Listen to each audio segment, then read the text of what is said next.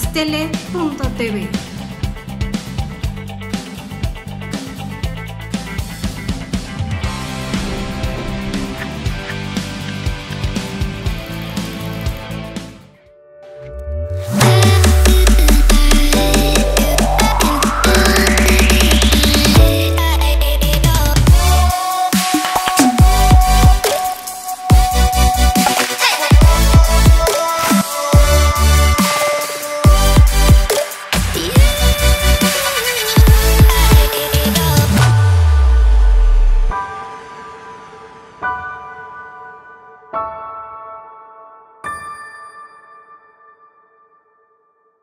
Eso lo aprendí en Betty la Fea. Buenas tardes, amigos, en tus propias palabras.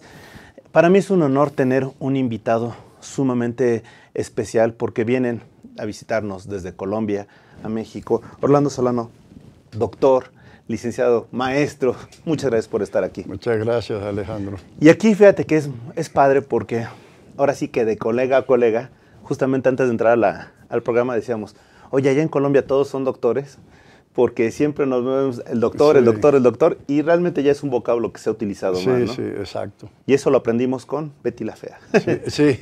Peor es cuando se habla de PhD, ¿no? Porque sí, ya es más extranjerizante y menos utilizado, pero en Colombia se dice que se llama doctor a cualquiera persona. Y fíjate que de alguna manera hablar de Colombia para nosotros los mexicanos es un ejemplo muy interesante. Porque ustedes han tenido guerrillas, movimientos armados, una lucha constante contra el narcotráfico, inseguridad, una serie de factores negativos que de alguna manera los limitaron mucho tiempo. Sí. Sin embargo, ha sido impresionante el cambio que se ha tenido a partir, yo creo que de los 90 a nivel mundial, con una serie de campañas de seguridad de Colombia, el café de Colombia, que de repente inundó al mundo y cambió la perspectiva de la gente. Sí, señor. En ese sentido, me gustaría que me platicaras, ¿tú cómo has sentido esta evolución de Colombia? Sí, Colombia está superando, digamos, unos procesos de lucha intestina de más de 50 años. Podría ser situada mucho antes, tal vez desde 1946, y se agudizó en 1948, el 9 de abril, con el asesinato de Jorge Eliezer Gaitán.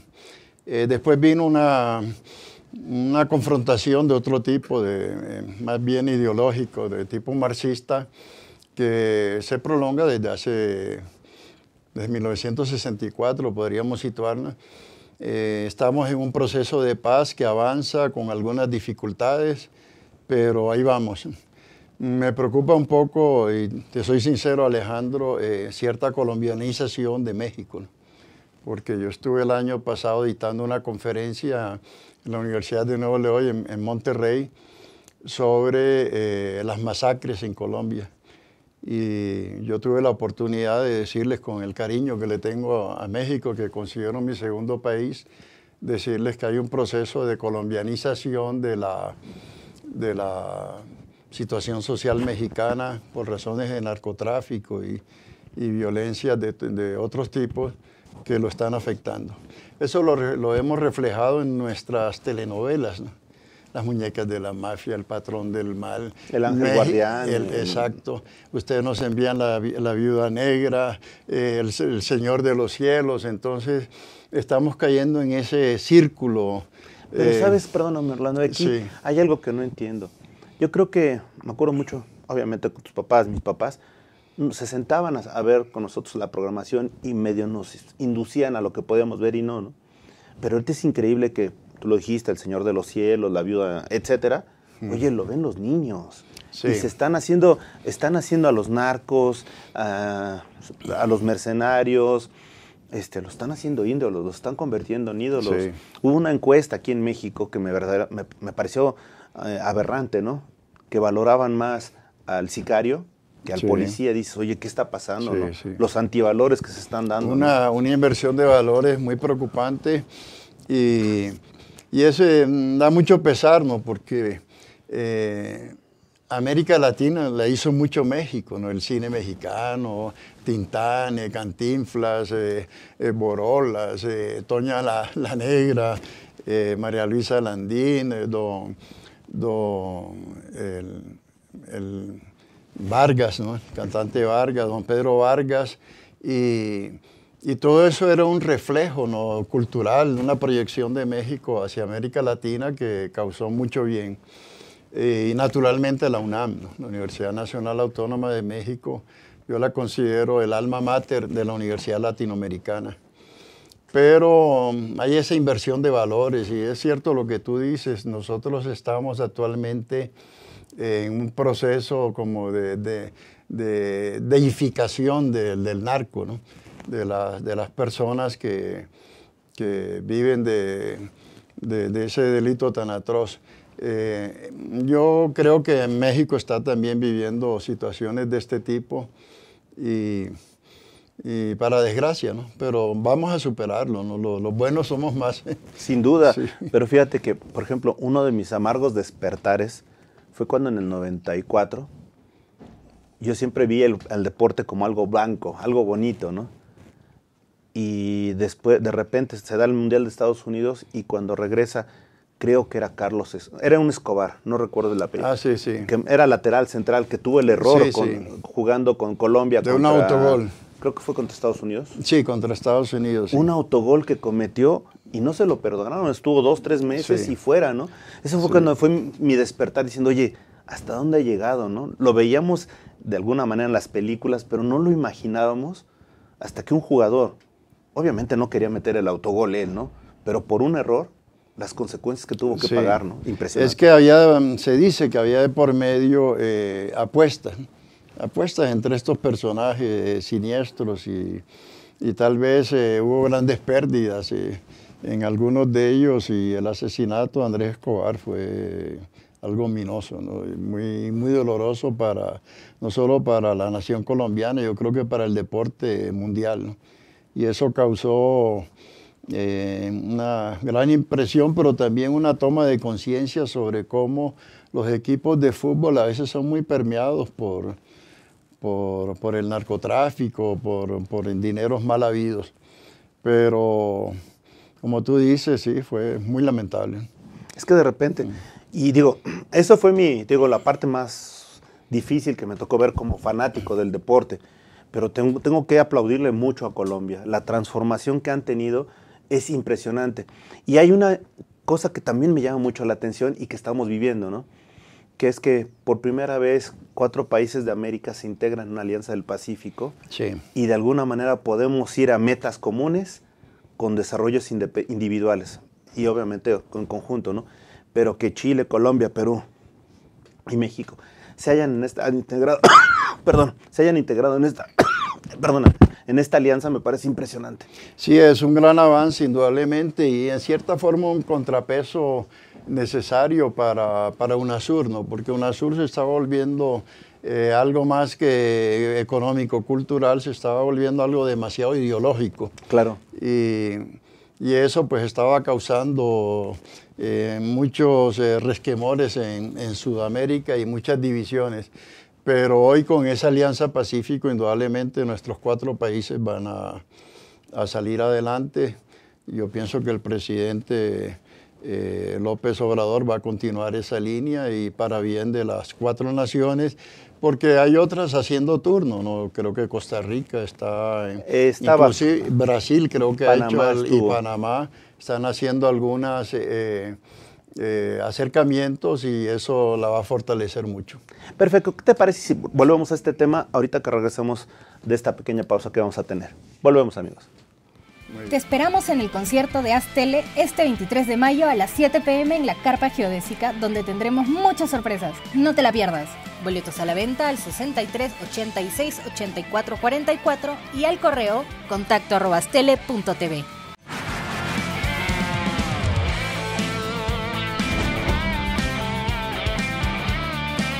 Aztele.tv.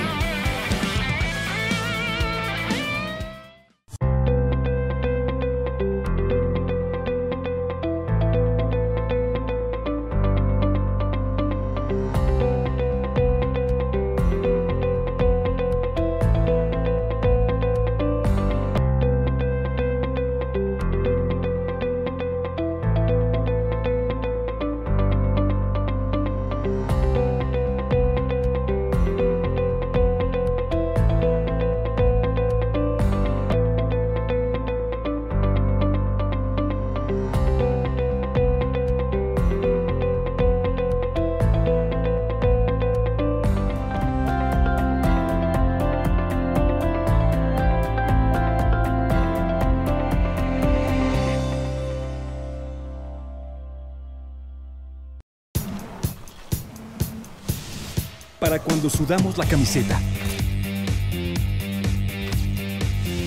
Para los que tenemos una vida intensa. Porque todos necesitamos rehidratarnos. Electrolit, hidratación total, científicamente hidratante.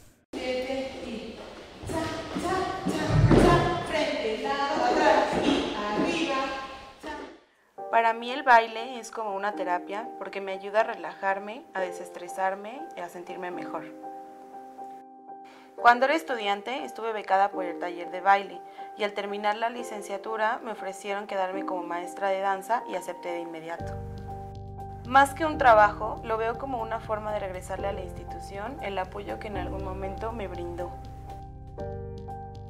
Estudié psicología porque siempre me ha gustado ayudar a las personas que están a mi alrededor. Actualmente estoy haciendo una investigación con cuidadores primarios de pacientes con cáncer y esta experiencia me ha llevado a plantearme nuevos horizontes en lo profesional. Soy Carla Fernández y uní la psicología y la danza para ayudar a que la gente se sienta mejor. UNILA es más.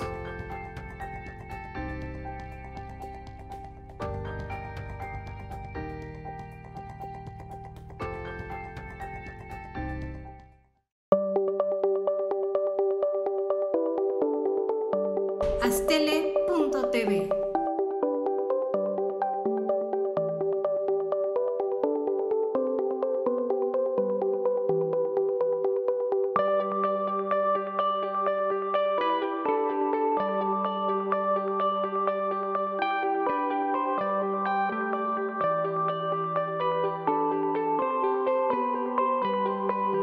Astele.tv.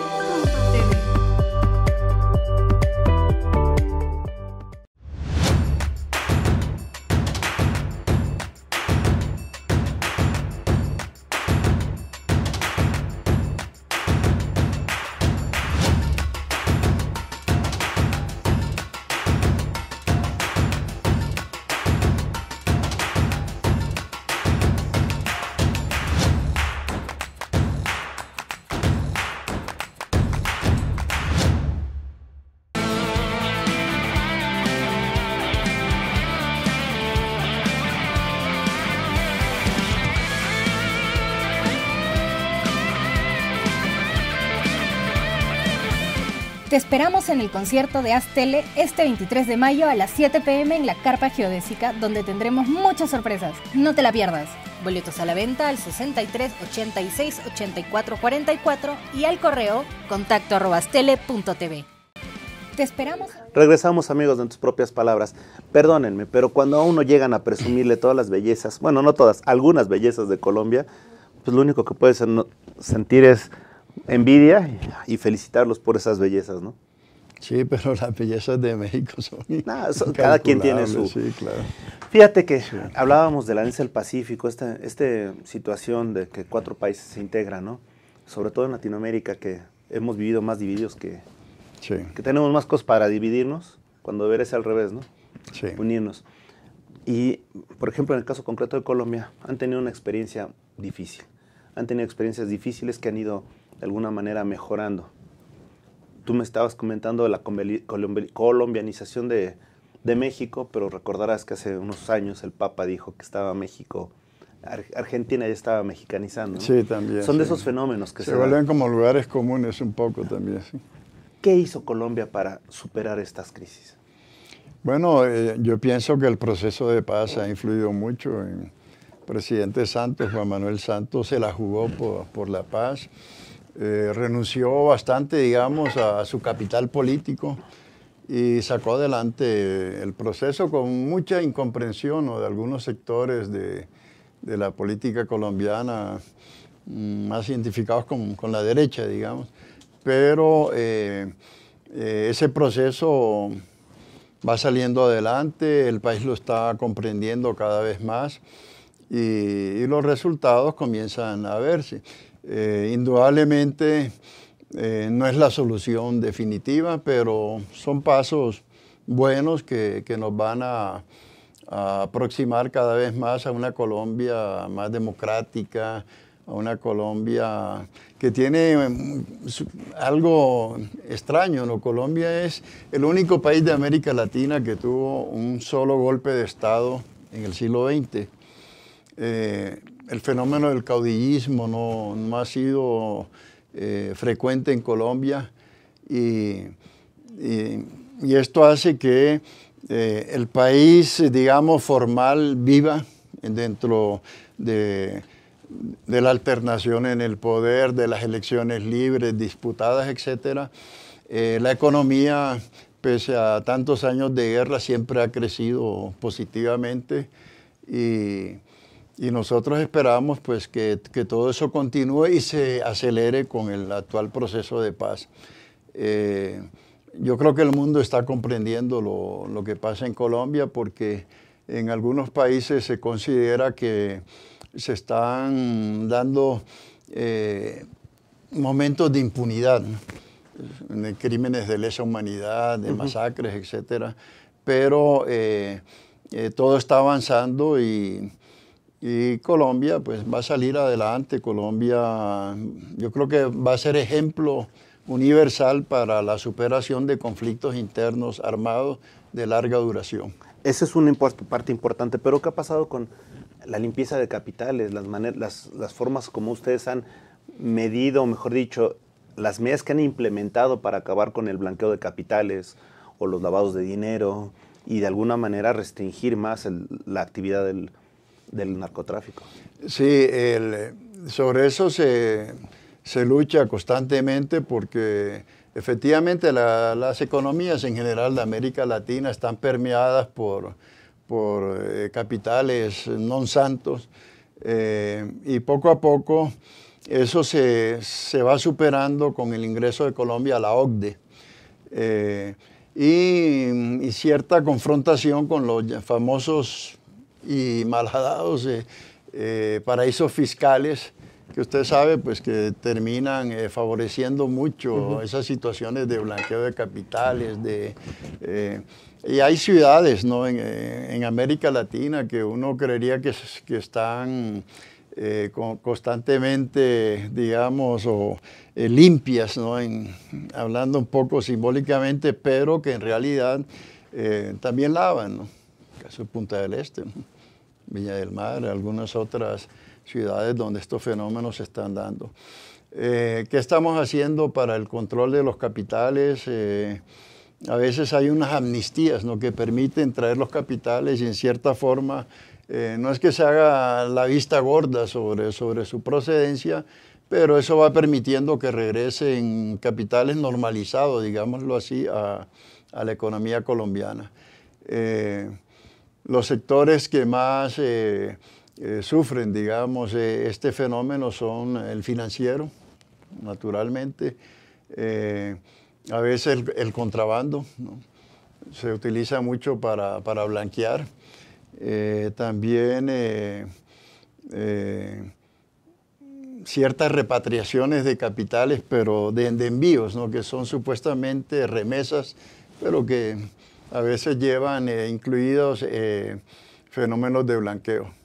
En ese sentido, la economía colombiana se espera que crezca un 3.1, algo así, para este año, pero lo que llama la atención y favorablemente es cómo, pese al conflicto armado, Colombia nunca ha dejado de crecer positivamente. Claro. Eso llama la atención. Y fíjate que no solo es eso lo que, realmente llama la atención de todos, sino el hecho de que ha exportado mucho tipo de talentos. Obviamente todos nos vamos a pensar en una Shakira, en un Carlos Vives, a nivel deportistas, en un James Rodríguez. Sí. Pero de alguna manera, o sea, no Falcao. todos son esos. Claro, no son todos ellos, ¿no? Sino que también están mandando al mundo científicos, están mandando ingenieros, están mandando desarrolladores de programas, o sea, han fortalecido también la base de la sociedad, que es la educación. Sí, la formación científica en Colombia está avanzando. Varias universidades, en esencial la mía, la Universidad Nacional de Colombia, ha ocupado puestos destacados dentro de la Universidad Latinoamericana. Tenemos unas 6 que figuran en ese ranking y sí, se avanza en la investigación, se está fortaleciendo la inversión en ese campo que es tan necesario. Y siempre miramos a México también en ese campo, ¿no? Las relaciones nuestras con las universidades mexicanas avanzan cada día más y en especial con la UNAM. Fíjate que me acuerdo mucho con algo que me sucedió. Aquí en México, pues sí, admiramos a los cantantes folclóricos y pues lo vemos en forma agradable. Jamás me imaginé que le fueran a hacer un homenaje prácticamente a un mexicano que aquí, si bien es cierto, tuvo su importancia, jamás llegó a ser el tipo Pedro Infante o Jorge Negrete. Tuvo una forma distinta de conocerse, ¿no? Y fue Antonio Aguilar. Antonio Aguilar, sí. Y de repente llego a Colombia y le hacen al señor un homenaje. Dije, caray, qué simpático, sí. ¿No? Pero eso viene de hace muchos años, a comienzos del siglo XX llegaron los hermanos Soler, ¿no? Don Andrés Soler y la señora, la hermana. Yo recuerdo, mi familia tenía en un pueblo llamado Sabana Larga, un teatro, y antes, para convocar al pueblo al cine, había un parlante giratorio donde la forma de convocar era a través de las rancheras, de los corridos mexicanos. Y yo recuerdo que las películas de Blue Demon, del Enmascarado de Plata, las películas de Tony Aguilar, las películas de Jorge Negrete, fueron siempre muy vistas en Colombia y todo eso contribuyó a formar como una conciencia latinoamericana frente al cine pues, norteamericano, que era, digamos, la regla. También contribuyó a eso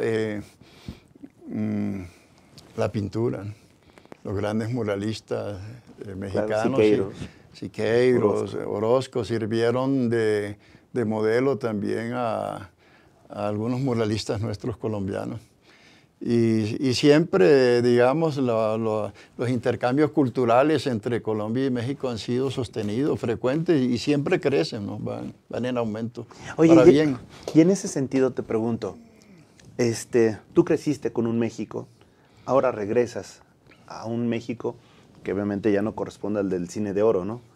Sino corresponde a un México más activo o distinto.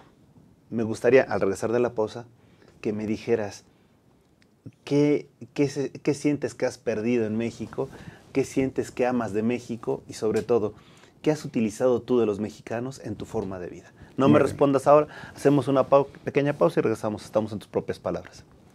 Te esperamos en el concierto de Aztele este 23 de mayo a las 7 p.m. en la Carpa Geodésica, donde tendremos muchas sorpresas. No te la pierdas. Boletos a la venta al 63 86 84 44 y al correo contacto@aztele.tv.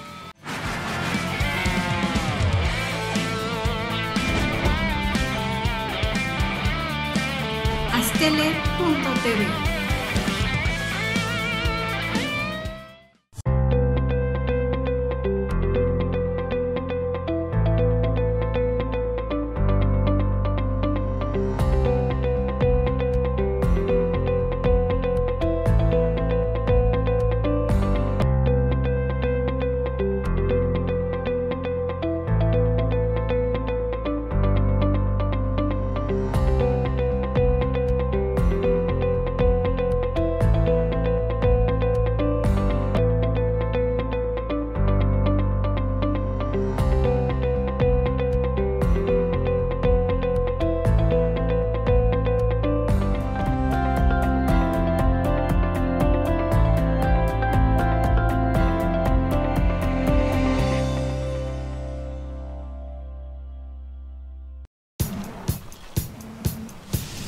Para cuando sudamos la camiseta. Para los que tenemos una vida intensa. Porque todos necesitamos rehidratarnos. Electrolit, hidratación total, científicamente hidratante. Te esperamos en el concierto de Haz Tele este 23 de mayo a las 7 p.m. en la Carpa Geodésica, donde tendremos muchas sorpresas. No te la pierdas. Boletos a la venta al 63 86 84 44 y al correo contacto@aztele.tv. Regresamos, amigos, de sus propias palabras. Orlando, ¿qué ha aportado México en tu vida?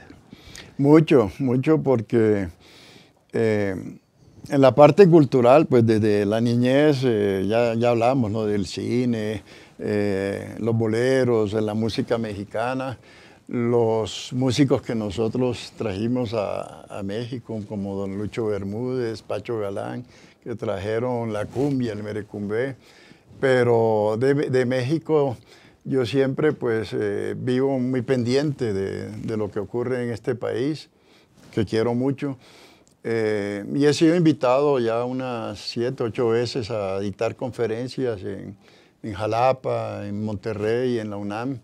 Y cada vez me voy muy enriquecido y muy deseoso que Colombia adquiera esa mentalidad tan fuerte que tiene el mexicano sobre los valores culturales, ¿no? Sobre la defensa de lo autóctono. Eso me conmueve mucho y creo que es ejemplo para América Latina. El amor mexicano sobre sus raíces vernáculas, sobre su cultura. En ese sentido, yo siempre me voy muy enriquecido y con ganas de volver. Pero fíjate que nosotros también admiramos muchísimo a Colombia, ¿no? Basta ver en los últimos 20 años la campaña que hicieron, por ejemplo, de el café de Colombia. Es impresionante, ¿no? Con Juan Valdés. Sí, con Juan Valdés, pero en general, eso de que identificar un producto tan universal, sí, como hacer lo propio de ustedes, me pareció genial la campaña. Y si a eso le sumas que hicieron una telenovela o una historia que fue un ícono, que fue Café con aroma de mujer, sí, con Margarita Rosa de Francisco, que fue realmente conocida por todo el mundo, dices, wow, ¿no? Y cuando crees que ya, por ejemplo, en el aspecto artístico o en el aspecto de temas, novelas, ya habían superado todo, llega una Betty la Fea y contamina el mundo, ¿no? Es la telenovela que más se ha reproducido. Nosotros éramos los padres de la novela, pero de la telenovela, cuando ustedes dijeron, oye, danos chance, ¿no? Sí. Entonces son cosas que llaman la atención. Cuando ves que en el mundo de las artes llega un botero y por pintar y hacer esculpir a gorditas, de repente trasciende, dices, sí, ah, caray, pues ¿qué teníamos de distintos, no? Esas son cosas que de alguna manera nos hacen llevar a Colombia en la piel, ¿no? Y cuando ves un fútbol tan descarado, cuando estaba el pibe Valderrama, estaba Leonel, ¿cómo se llama? Álvarez. Leonel Álvarez, Higuita, y que llegan y irrumpen en el escenario internacional con su forma de ser de jugar tan latina, tan tropical. Dices, oye, ¿qué están haciendo de distinto, no? Sí, no olvides que el Juan Gabriel de la telenovela lo protagonizó un colombiano. Claro. Y fue el propio Juan Gabriel quien lo escogió, consideró que había sido el mejor, con un casting enorme, ¿no? Y ahora en la telenovela de La Guzmán, resulta que es una colombiana la que está haciéndolo, ¿no? Sí, pero todo eso es bueno, eso es bonito, porque todo eso va integrando y hermanando más a nuestros países. Y todo eso no hace sino enriquecernos y nos hace tomar posiciones y adoptar nuevas posturas culturales. Nos va creando una sensación de que somos algo, ¿no? Somos un grupo homogéneo. América Latina es muy homogénea. Hay características por países, pero existe una mentalidad latinoamericana. En eso Vasconcelos tuvo mucha razón, ¿no? Cuando hablaba no solo de México como una raza cósmica, sino de América Latina como un subcontinente que tenía una propia identidad, ¿no? Fíjate que dentro de esto que estamos diciendo, vemos que somos muy comunes en algunos aspectos, tenemos muchas afinidades, pero quizá lo que me llama mucho la atención es que en el caso de Colombia mantienen un idioma muy cuidado. De hecho, para muchos, el lugar donde mejor se habla el español es en Colombia. Eso se dice, sí. Y además, otra de las cosas, ustedes tienen el gran hábito de lectura. En México se ha perdido un poco. No, eso sí, no lo creo. Te pregunto, no, sí, me refiero en los niveles básicos, medios. ¿Qué han hecho ustedes en la educación que de alguna manera tengamos que valga la pena voltear a verlos. Sí, la Universidad Colombiana se ha desarrollado bastante. Ya en casi todos los departamentos, que serían los estados particulares de México, existen universidades regionales que van contribuyendo mucho a la formación de identidades departamentales, regionales. El presupuesto para la educación podría ser mayor, pero es la realidad de nuestros países. Hay cierta pobreza, ¿no? Ciertas limitaciones en los presupuestos y eso afecta un poco, pero la Universidad Colombiana está avanzando en el campo de la investigación, del desarrollo cultural. Y todo eso se refleja en una mejor Colombia. Los jóvenes colombianos hoy en día son muy despiertos, son muy inquietos y eso está haciendo una Colombia diferente y que yo creo que se expresa mucho. Por ejemplo, los estudiantes colombianos vienen mucho a México a estudiar, sobre todo los estudiantes de medicina. En mi familia hay 3 médicos formados en medicina en México y esos intercambios culturales son muy importantes. Ahora he estado hablando con varios amigos que piensan ir a estudiar a Colombia, unos ingenieros, otros me han manifestado que quieren conocer bien el fenómeno del café y algo que se está dando en Colombia, que es el aumento de la producción de aguacate, donde México es el rey, ¿no? En ese sentido, todo eso hace avanzar nuestras economías. Ahora bien, te pregunto, en la administración pública, ¿qué ha pasado? En la administración pública, como en toda América Latina, hay fuertes fenómenos de corrupción. Ese fue precisamente mi tema en la UNAM el 10 de este mes. Yo hablé del fenómeno de la pleonexia, que en griego traduce la codicia, ¿no? La codicia de los gobernantes soberbios que además de soberbios, de prepotentes, son codiciosos, ¿no? Y quieren apoderarse de la cosa pública, del erario. Y hice un estudio arrancando desde la mitología griega, ¿no? De cómo Aquiles, por ejemplo, era un hombre soberbio y en cierta forma codicioso. Y el ejemplo clásico, el rey Midas, ¿no? Todo eso lo traje de luego al pensamiento de Aristóteles, de Platón, y cómo estos 2 grandes filósofos condenaron siempre la codicia y pedían que los gobernantes fuesen honrados.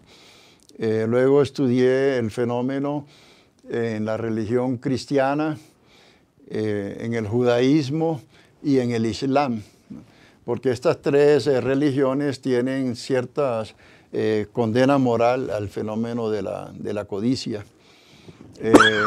También hice el estudio de este tema en el pensamiento del Tao Te Ching, de Lao Tse, en el Buda, en el budismo, y no tuve tiempo de exponer infortunadamente los fenómenos de codicia tanto en el capitalismo como en ciertas formas del socialismo y del fascismo. Pero la tesis central es un deseo de los filósofos griegos de hacer de la ciudad de las ovejas y no la ciudad de los borregos, de las personas. Y expuse cómo la representación universal, cultural de la codicia se hace a través del cerdo. Yo dije que este noble animal merece mejor suerte porque él acumula grasa, pero no engrasa. Muerde, pero no da mordidas. Entonces, creo que causó cierto impacto la conferencia. Y en cuanto a América Latina, llegamos al caso de Odebrecht, ¿no? Una multinacional que crea departamentos, ¿no? especializados en la corrupción de funcionarios. Acabamos de ver el caso de Alan García. Triste. Con quien yo estudié en París, coincidimos en esa época cuando yo estudiaba en la Universidad de París. Y por cierto, a quien ahora sí que nuestro más sentido pésame, tuvimos la oportunidad como Astele el año pasado en Lima de entrevistarlo. Y creo que fue la última entrevista para un medio mexicano, ¿no? Me gustaría verla, sí. Ajá. Sí, y bueno, y ese caso el caso del Perú es muy diciente, pero al mismo tiempo llama la atención cómo esa sociedad ha reaccionado valientemente. Y tenemos el caso de Toledo, el de PPK, tenemos el caso de Fujimori, de los Fujimori, el caso de Humala y su señora. Y también el caso pues, más reciente de Alan García. En Colombia, Odebrecht también sembró su nefasta semilla y tenemos que allá se están haciendo fuertes investigaciones sobre casos de soborno. En un principio se habló de 10 millones de dólares, pero la suma es muy superior.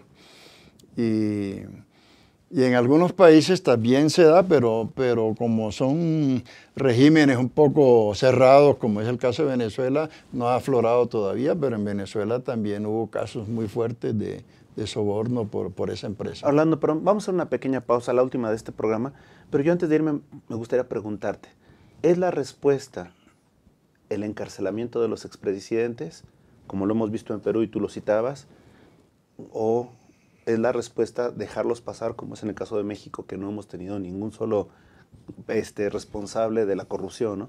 ¿Cuál es realmente lo que requerimos como sociedad? No me respondas ahora, hacemos una pequeña pausa, volvemos, estamos en tus propias palabras. Te esperamos en el concierto de Astele este 23 de mayo a las 7 p.m. en la Carpa Geodésica, donde tendremos muchas sorpresas. No te la pierdas. Boletos a la venta al 63 86 84 44 y al correo contacto@astele.tv.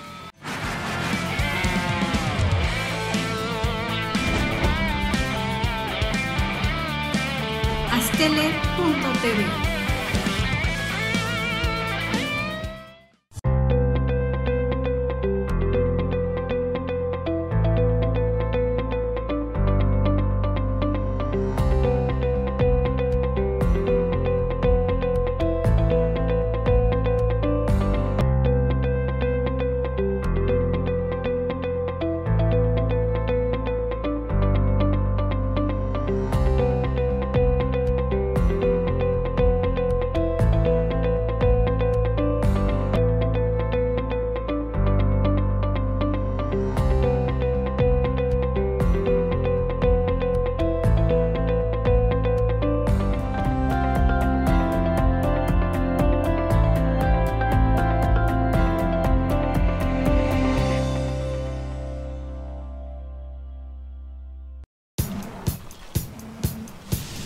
Para cuando sudamos la camiseta.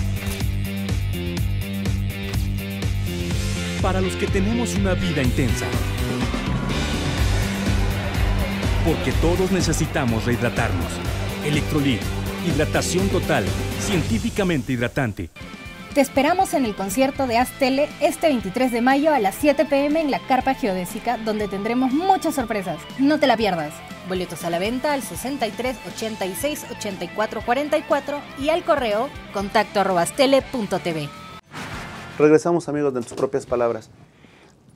Orlando, hemos visto que en Latinoamérica la administración pública ha generado la corrupción increíble, ¿no? Sí. Desde los países que asumen la corrupción y combaten contra ella, como es el caso de Perú, que lo estábamos citando, donde casi todos los expresidentes están ahorita en algún problema, ¿no? Vemos el caso de México, donde a pesar de que hay escándalos, no hay uno solo que haya tocado la cárcel. Y así podemos ir esos son los extremos, podemos ver. Sí. ¿Qué tanto debe de intervenir la sociedad en la persecución de este tipo de acciones? Definitivo, la toma de conciencia de la sociedad de estos fenómenos de corrupción debe ser total, ¿no? Porque es además un problema cultural, ¿no? Y hay que resolverlo cultural y socialmente. En el caso de América Latina, la conmoción de la corrupción de Odebrecht ha sido muy fuerte. Y no solo en América Latina, porque en el mundo de habla portuguesa también se dio en Angola, Mozambique. Pero si la sociedad no toma conciencia de estos fenómenos de corrupción, no se van a superar, ¿no? Y por eso decía que el caso del Perú es admirable, de la sociedad peruana, de cómo ha reaccionado. En Colombia también se están formando ya movimientos muy serios de denuncia y de protesta y de investigación, ¿no? Con este fenómeno de las redes sociales, nosotros tenemos que, a través del Twitter, del Instagram, del Facebook, cada vez la sociedad civil se expresa, ha encontrado una forma. Hay muchos excesos también, ¿no? de calumnias, de cosas sin sentido, pero la toma de conciencia de nuestras sociedades se está pronunciando cada vez más. Yo lo he visto en México, en estos 15 días que estaba en México. He visto cómo en la prensa y hablando con los colegas de la universidad, uno se da cuenta que hay una gran preocupación, pero sobre todo un deseo de superar la corrupción y de llevarla a sus verdaderos límites, que sería para generalmente la cárcel, ¿no? Y sobre todo la restitución, porque a veces los fenómenos de sanción a través de la prisión terminan siendo simbólicos, ¿no? Y de periodos muy cortos, con detención domiciliaria, pero lo más importante es también que haya una restitución de lo robado, porque generalmente son casos de robo, ¿no? Claro. De expoliación. Ok, he dejado hasta el final 2 preguntas que me interesaría saber. La primera de ellas, Colombia, México, Colombia, son países hermanos. Sí. No podemos negar jamás lo que tú comentabas, la gran influencia que tiene México en Colombia, pero obviamente la influencia que Colombia ha dejado en México es impresionante, sí, ¿no? Sí, todos casos, el del maestro, el Gabriel García Márquez, Gabriel, sí, y Álvaro Mutis, el otro maestro. O sea, estamos viendo ahí 2 ejemplos. Iremos a los escritores, la primera novela, el primer bestseller de Latinoamérica, ¿quién lo hizo? Fue José María Vargas Vila. Estamos hablando de una gran trascendencia. Yo te pregunto, de lo que tú has vivido, de lo que has caminado en México, ¿en dónde has encontrado alguna afinidad que digas, esto es colombiano? Sí, lo han asimilado súper bien. No, pues yo lo he encontrado en los nombres de las calles, en los murales, en muchas partes. Pero ayer precisamente encontré algo que nos identifica mucho y de manera dolorosa. Estuve en el Museo de la Memoria Histórica y la Tolerancia y encontré tantos fenómenos de violación de los derechos humanos, de masacres, no de genocidios, porque en nuestros países afortunadamente pues no ha habido, digamos, masacres de tipo étnico. Han sido generalmente por codicia, ¿no? Por desplazar a los campesinos, por quitarles las tierras. Pero en ese museo ayer yo sufrí mucho y me di cuenta que tenemos esos problemas. Y como te decía, y lo dije en Nuevo León, tenemos que luchar mucho contra eso porque se están dando relaciones que nos están afectando. Eso de los carteles, ¿no? Ya es bien sabido cómo se interrelacionan, cómo se colaboran y cómo pervierten a nuestras juventudes y a nuestras sociedades. Y finalmente, Orlando Solano Bárcenas, en tus propias palabras, ¿quién eres? Bueno, yo soy un profesor universitario, esencialmente. Toda mi vida la he consagrado al estudio. Yo terminé mis estudios de Derecho. Fui a la Universidad de París, donde estuve 8 años estudiando maestrías y doctorado. Logré enseñar algo en la Universidad de París y toda mi vida se ha circunscrito a la academia, ¿no? A escribir, a investigar, y en ese sentido me realizo. No he tenido otro tipo de aspiraciones, digamos, aunque he ocupado cargos públicos, ¿no? Yo fui procurador general de la Nación encargado, viceprocurador, y presidente del Consejo Nacional Electoral, pero mi realización esencial ha sido en la academia y en la investigación. Perfecto, te agradecemos muchísimo, agradecemos a nuestro amigo Tulio la oportunidad de conocernos y de que estés aquí. Y yo nada más parafraseando, me acuerdo mucho una obra que decía, sin tetas no hay paraíso, sin senos no hay paraíso. Sí. Pero aquí parafraseándolo, yo pensaría que gracias a la hermandad que tenemos México y Colombia, hemos encontrado un paraíso. Sí, muchas gracias. Gracias, Orlando. Esta es tu casa. Y a ustedes que nos han seguido, este es un programa especial con una gran personalidad. Muchísimas gracias. Esto ha sido en tus propias palabras. Buen viaje. Gracias. Hasta la próxima.